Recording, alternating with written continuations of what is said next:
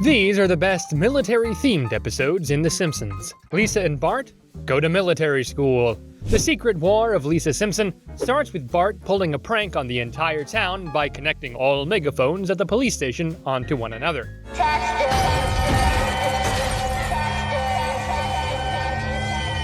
Oh, there's no getting out of this one. Chief Wiggum brought Bart home, and Marge told him she doesn't know what to do about Bart anymore. The chief told Marge they could send Bart to a military school because that's what set his brother straight. The next day, Bart was excited because his parents told him they were going to Disneyland. You dream about this day for so long, then when it comes, you don't know what to say. I thought she liked kids. They took Bart to military school, and the headmaster showed them around campus. While Bart hated every aspect of it, Lisa saw nothing but good stuff. They're discussing poetry. Oh, we never do that at my school. That's because you're going to a public school. When it was time for Homer and Marge to leave, Bart begged them not to. I'll do anything you say. I'll find religion. I'll be good sometimes. Sometimes. He really doesn't get the point of this, does he? Son, for the last time, you're staying at military school. And so am I. Okay, that was unexpected. The family went back to talk to the headmaster, but he was just as baffled as they were. You're a girl. Yes.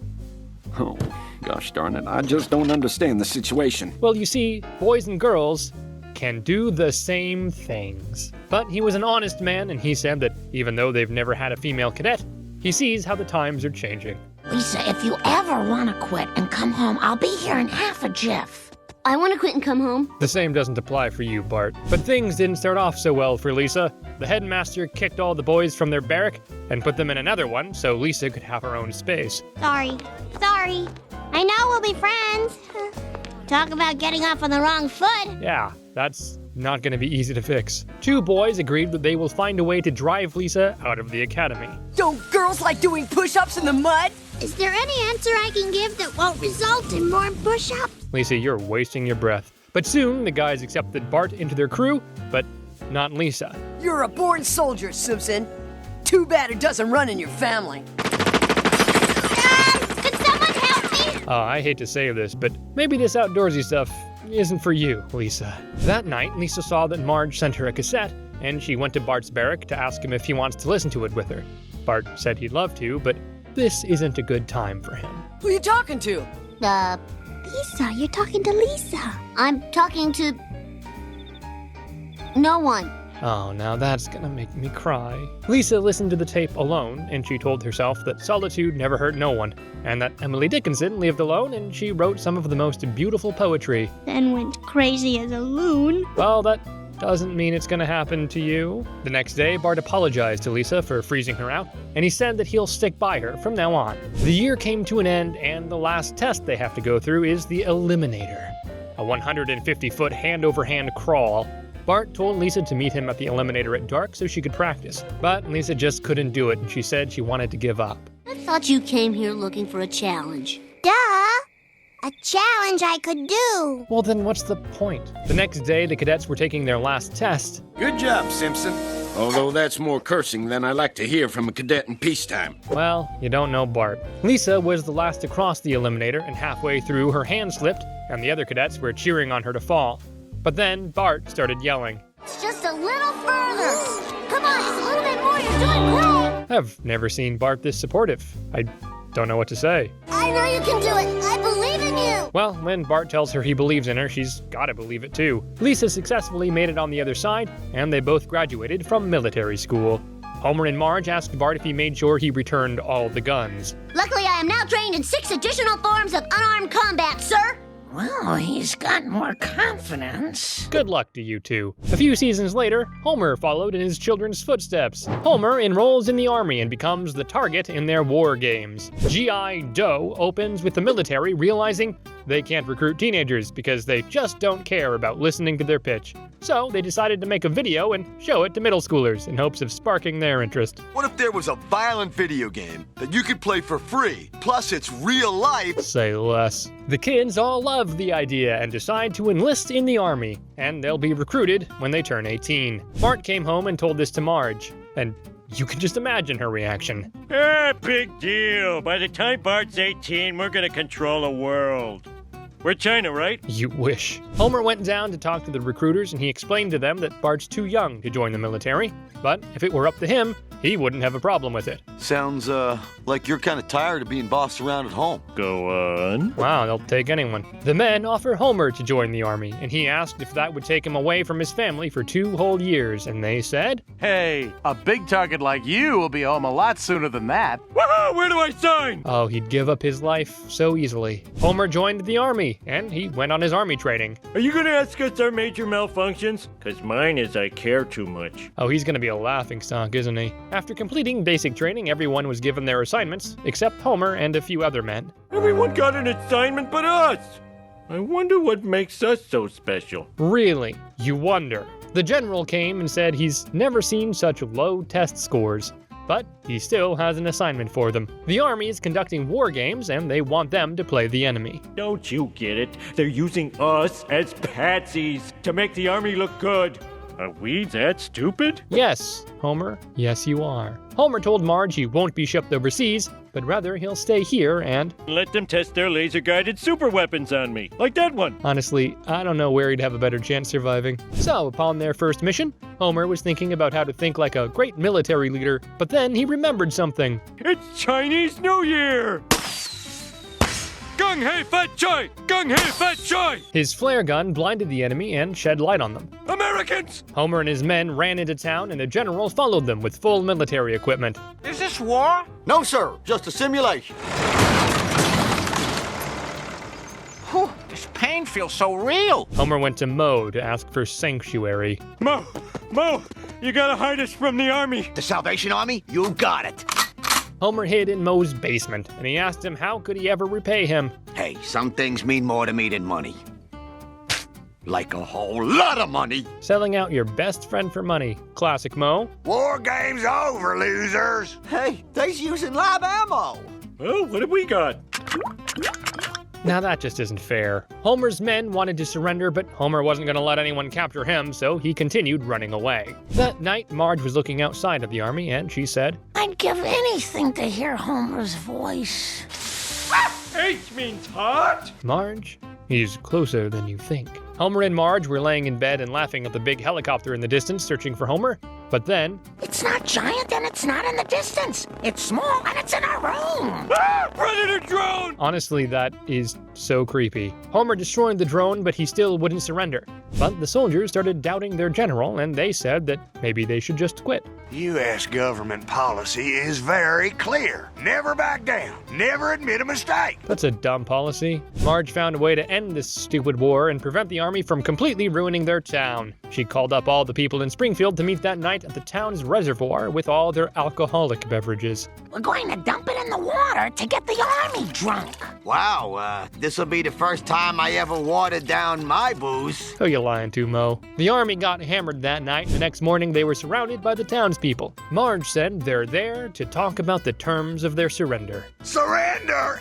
Never. Let's see what your hangover has to say. Yeah, Homer won. I hope you've learned that an occupying foreign force can never defeat a determined local populace. I don't think his hangover can quite grasp that, Lisa. The general told Homer that he still has to serve the remainder of his duty, but he won't be in any combat. A man of your husband's ingenuity can be put to very good use. I find that hard to believe. Hey, baby, you like obstacle courses? Thinking it over, huh? I'm cool with that. Well, it does fit him much better. But let's hear from someone who was actually in the army and fought a war. Principal Skinner's real identity is revealed when the real Seymour Skinner comes to Springfield. The principal in the Pauper opens with Superintendent Chalmers planning an anniversary party for Skinner in honor of his 20 years as principal. That night, Agnes Skinner was particularly mean toward her son, and she said, I'm sick of this house and I'm sick of you. Tonight we're going for a drive. They drove to the school where everyone threw a big surprise party. Oh, Mother. You are still the master of deception. I surely am. And so is he, but I'm getting ahead of myself. While they were inside, a man was driving by the school and he saw the sign outside that said, Tribute to Seymour Skinner. Meanwhile, inside, Skinner was holding a speech saying that he has never been happier or prouder to be Seymour Skinner. I'm Skinner. Seymour? Oh! Chalmers trying to get the man thrown out, but Skinner said that he's not crazy. I'm An imposter. That man is the real Seymour Skinner. Okay, that I did not expect. So the man is actually Sergeant Seymour Skinner, and the imposter Skinner was his platoon. Skinner said that he thought the real Skinner was dead, but he said he was captured and sold for slave labor. And I've been making sneakers at gunpoint in a sweatshop in Wuhan. Superintendent Chalmers asked the usurper Skinner, what's his story? My real name is Armin Tamzarian. Wow, he was dealt the worst cards at birth. Armin said that he is an orphan from Capital City, and he was quite a street punk back in the day. But he wound up in front of a judge, and his options were jail, army, or apologize to the judge. Of course, if I'd known there was a war going on, I probably would have apologized. So Armin went to war, where he met Skinner and he helped him realize that life is worth living. He shared with Armin that his dream was to go back to Springfield and become a principal of the elementary school. I came to think of him as the big brother I never had.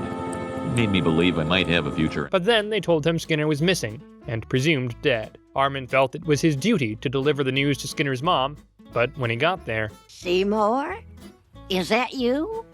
I don't know why I did what I did. Well, I could give you a couple of reasons, but nonetheless, Armin said that he'd do it again if he had the chance. Deep down, I think she knew I wasn't her son, but a lie made us both happier. That's both sweet and depressing. I have no son. Well, that isn't true, Agnes. You have at least one son. I have one stranger and one fraud. I mean, imagine being her. I'd be pretty pissed too. So the next day, Skinner quit his job and moved out, giving his life to the real Skinner. You've led quite a life, Tamzarian. It's your life. I just kept it warm for you. But that makes zero sense. Armin said it's time for him to pick up where he left off, as a no-good street punk. Principal Skinner? Up yours, children. Well, at least you know that must have felt pretty good. But even though it was his dream to become a principal, the real Skinner wasn't doing such a good job. He asked Mrs. Crabapple to lead in the Pledge of Allegiance, but... You haven't dealt with women for a long time, have you, Sergeant? Are you asking me out? Not in a million years, Sergeant. And his mom didn't really appreciate him either. He came home at 7:30 because he was at a bar. Something Armin never did. Seymour! Sit! In the morning. Oh, Mom? I'm borrowing your car. Oh, he's not gonna have a home to return to in the morning. The next morning, Marge ran into Agnes at the store and she asked her how is her new son working out for her. And Agnes started, well, there's no word for what she said about him. Hello, ladies. Is this the line for people who want to badmouth Sergeant Skinner? Agnes said that at least Armin was a weenie you could be proud to call your son. Did you ever tell him that? Of course she didn't. Then we see Homer asking Edna where are they going, and she tells him to Capital City. Why are you and the old lady in the car? We're gonna talk Armin Tamzarian into coming back. Homer asked her why Marge is here, and Marge says she came up with the idea. That's one hell of a bunch. But when they found him, Armin said he didn't want to come back, and he said he was born a no-good-nick and he'll die a no-good-nick. I didn't bring you up to use language like that. Well, you didn't bring me up at all. The hell I didn't. He deserved that. Agnes said she's the only mother he's ever known, and... You're my real son. You've been my son longer than he has, and he doesn't need me. That's some way to talk about your child, who's been in a slave camp for the past 26 years. They bring Armin back and say that he will be taking over the school, but the real Skinner won't go down without a fight. And he says he's entitled to a little dignity at least. Homer says he has a solution that will satisfy everybody's needs. But I'm a hero! And we salute you for it. Now don't come back! I think that's a legitimate solution. But we have another war veteran on our hands, and his story is just as mysterious. Grandpa takes Bart on a mission to retrieve a treasure from World War II. Raging Abe Simpson and his grumbling grandson in The Curse of the Flying Hellfish starts with the kids bringing their grandparents to school so they could share stories from their past.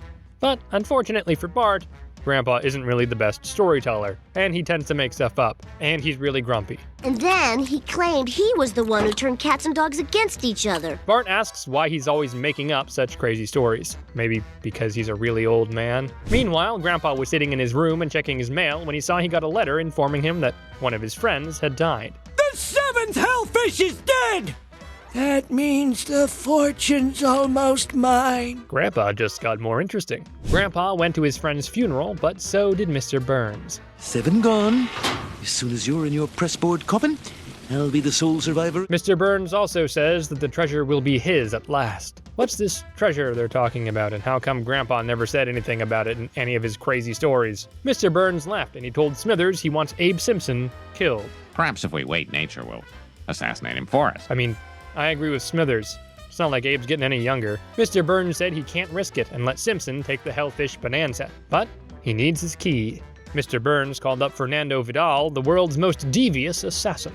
Boy, this is Montgomery Burns. Oh, caramba. It's not really every day when an assassin gets scared of another man. Mr. Burns explained the situation and he flew Fernando to Springfield. Fernando tried to poison Abe, first by putting poison in his teeth fluid, but... I'm up!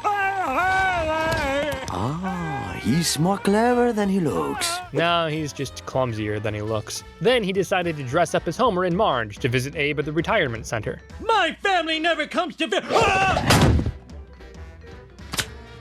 Don't!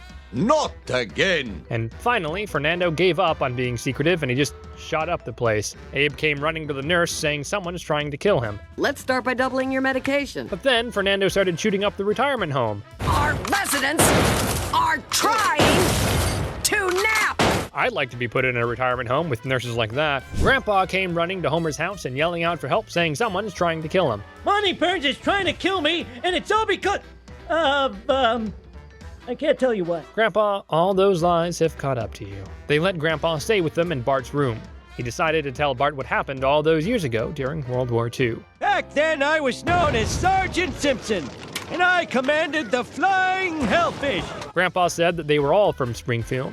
There was Chief Wiggum's father, Iggy Wiggum, the radio man, Sheldon Skinner, and watching our backs was Private 5th Class Ernie Gumbo. What a bunch. Don't know how they ever defended the country. Grandpa said that every unit had a troublemaker. Ours was a cocky little private named Montgomery Burns. So Grandpa was bossing old man Burns around. And just as they were about to win the war and defeat Hitler... No, they'll never save your brain, Hitler.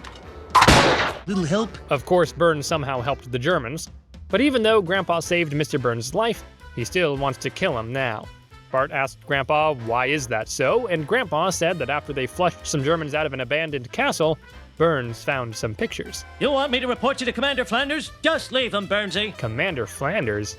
Ned's dad? But he's a hippie. I guess we know what drew him to that ideology. Mr. Burns said that he doesn't see a point in leaving the pictures for the Germans who shot at them all day.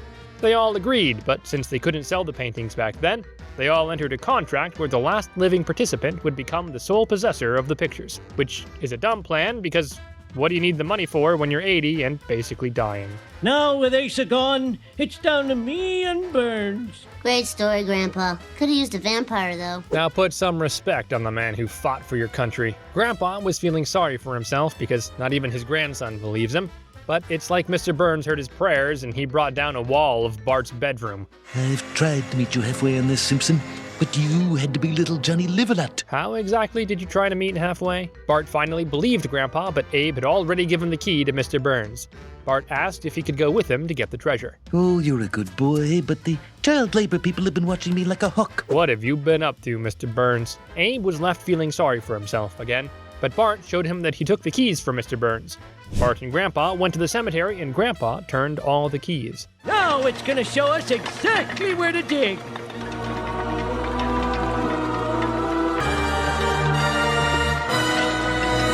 Well, that's gonna be tough. Bart dove in and found a big chest at the bottom of the lake, and they pulled it out. Now let's break her open and have a look-see. But as they were looking at the pictures, the lights were cut by, you guessed it, Mr. Burns. Mr. Burns took the pictures, but Bart won't go down without a fight. You coward! You're an embarrassment to the name Hellfish. Who am I? Abe begged Mr. Burns to just take the art and not hurt the boy, but Mr. Burns wanted to do both. So he pushed Bart into the crate, and he fell back into the lake. Grandpa dove into the water and managed to get Bart out safely, but even though they just had a near-death experience, they went to chase Burns down.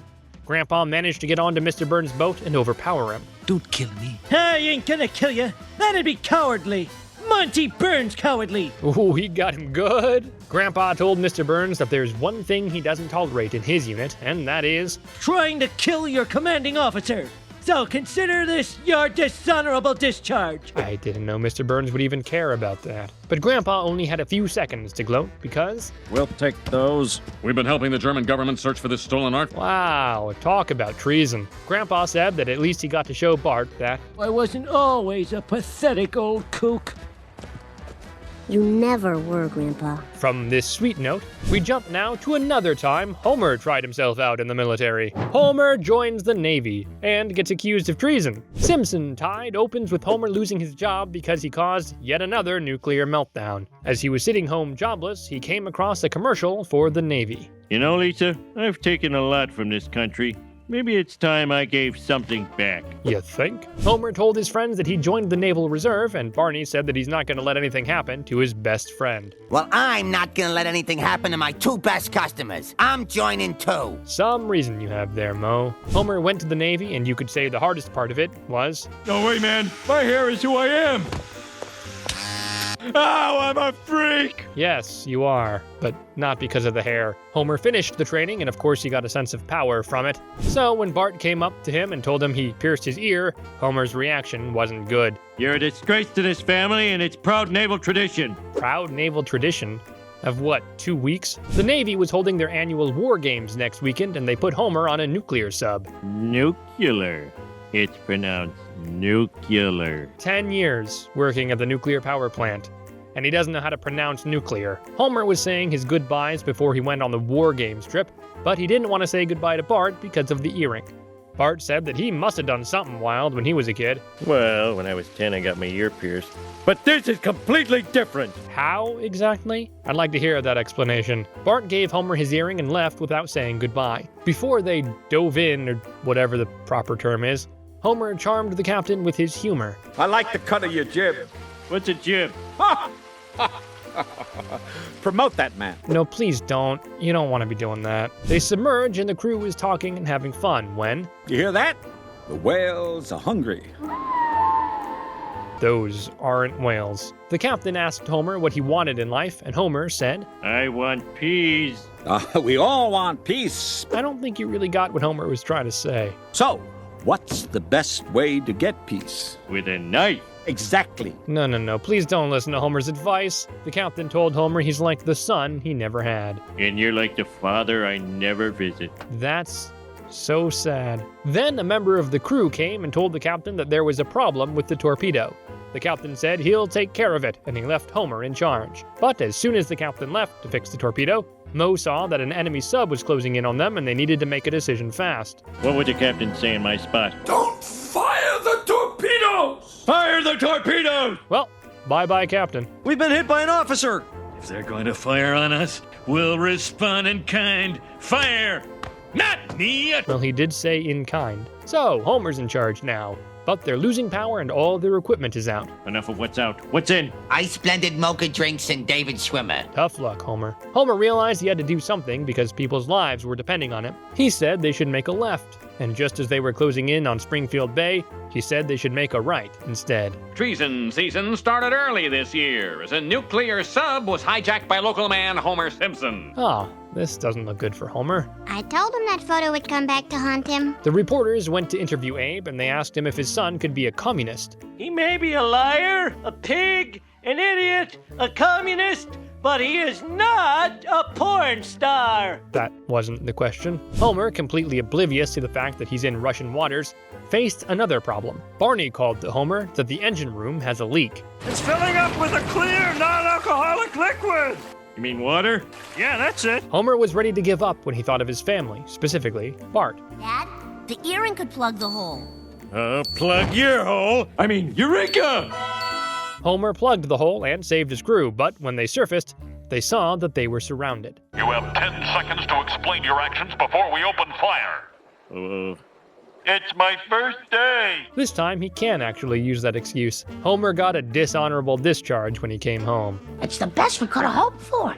You can't spell dishonorable without honorable. But I think it's safe to say that the Simpson men aren't really cut out to be fighters. Bart wants to get back at Nelson for beating him up every day at school, so he asks Grandpa to help, and they wage war on him. Bart the General opens with Bart defending Lisa from a bully at school. Don't, Bart! He's a friend of Nelson Mutton's. Bart accidentally punched Nelson and his nose started bleeding. You made me bleed my own blood. It was an accident, man. I don't think anybody's gonna stand in your defense, Bart. Nelson said he'll get Bart after school. Milhouse told Bart he should tell Principal Skinner about this, but Bart said he couldn't violate the code of the schoolyard. After school, Bart tried to sneak away, but Nelson was waiting for him. Put him up. That's not even a fair fight. Nelson punched Bart and then put him in a trash can and pushed him down the road. Bart rolled in the trash can until he got home. Homer and Marge noticed that something was up with Bart, and Marge made Homer go and talk to him. Bart told Homer he needs his help. We don't want your mother to see you crying. Let me help you dry those tears. Well, that's very toxic. Bart said that there's a bully in school who's bothering him, and Marge overheard this. She told Bart he must tell his principal, but Homer said, What? And violate the code of the schoolyard? I'd rather Bart die. Okay, Homer, that's a bit extreme. Homer told Marge that that was stupid and that Bart should try a little understanding instead of fighting. Marge asked Bart if this bully of his is on the chunky side and if he isn't very good at school, and Bart said, He's pretty dumb. That's why he lashes out at the world. I mean, she's probably right, but that's not gonna get Bart far. Marge said that Bart should try and talk to Nelson instead of fighting with him, but Homer disagreed. Well, thank you very much, Mrs. Maharishi Gandhi. Homer asked Bart to show him his moves, but Bart didn't have any. No, not like that, like this. What the hell is that? See that, boy? You didn't expect that, did you? And neither will he. I don't think anybody would expect to see something like that. Bart was surprised that Homer was telling him to fight dirty, but Homer said, Unfortunately, son, we Simpsons sometimes have to bend the rules a little. Another one of Homer's bright ideas was to get him right in the family jewels. That little doozy's been a Simpson trademark. I guess the Simpsons have been a target for many generations. But the next day, Bart got beat up by Nelson again, and Lisa suggested he should go and talk to Grandpa. Lisa tells Bart that he is the toughest Simpson alive. He is? Yeah, remember the fight he put up when we put him in the home? I mean, I think anyone would put up a fight if they were sentenced to a home like Grandpa's. Bart went to visit Grandpa and he told him that there's a bully in school who's giving him trouble. If you don't stand up for yourself, bullies are going to be picking on you for the rest of your life. That's actually solid advice. But then Jasper came in and started bullying Grandpa to give him his newspaper. Gimme! No! Gimme! No! I guess I can't help you, but I know someone who can. At least he sees that he isn't the one to talk about standing up for yourself. Grandpa took Bart to Herman, a man who owns a military shop. Grandpa said Bart needs help coming up with a strategy against a bully. How many men do you have? None. You'll need more. Well, duh. Herman said that Bart will need a declaration of war so everything is nice and legal. Herman says that he can use the one from the Franco-Prussian War. I'll just change Otto von Bismarck to read Bart Simpson. Wow.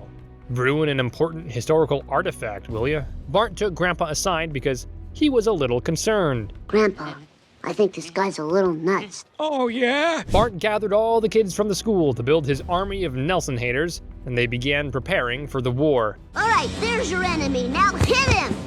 Hit him! Oh, they're serious. Herman comes up with a strategy to ambush Nelson on Elm Street with none other than water balloons. Is it okay if they say happy birthday on the side? Well, I'd rather they say death from above. Hey, you work with what you got. The kids all head off to their posts, and Grandpa says he feels so alive. He said he never thought he'd see the look of terror in a young man's eyes. Thank heaven for children. And for you war-crazy old people. Bart stepped in front of Nelson and said that he's gonna have to teach him a lesson.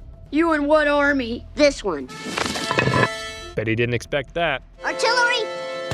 Commence saturation bombing! The kids start throwing water balloons at Nelson and the other boys, and just like that, Nelson was defeated. But Nelson told Bart that the second he unties him, he's gonna beat him to death. Bart realizes he's gonna have to untie him sometime, but Herman had thought of everything. Armistice Treaty Article 4. Nelson is never again to raise his fists in anger. Wow, this is all so professional. Okay, I'll sign. What about you, boy? All right, I'll sign. And the Great War was over, for now. But another nuclear war was brewing on the horizon. Sideshow Bob threatened to detonate the atomic bomb if Springfield doesn't abolish television. Sideshow Bob's Last Gleaming opens with Sideshow Bob in prison building Westminster Abbey in the bottle, and just as he's about to put the finishing touches on it, it fell apart because of other inmates laughing. Oh, must you bray night and day at that infernal television? Oh, look who's talking. Yeah, Bob, you were on that show. Later, Bob and other inmates were cleaning and, well, nothing could go well for Bob. There. That's the last condom wrapper. But then a plane flew by and it blew away Bob's pile. Chief Wiggum told Bob to shut up and keep working because they need to clean this place for the air show tomorrow. What kind of country fried rube is still impressed by that? What do you think, Bob? I want to meet the first female stealth bomber pilot. During the Gulf War, she destroyed 70 mosques, and her name is Lisa, too. And why do you want to meet her? That night, Sideshow Bob couldn't sleep because his cellmates were watching TV again, and he grew more and more angry.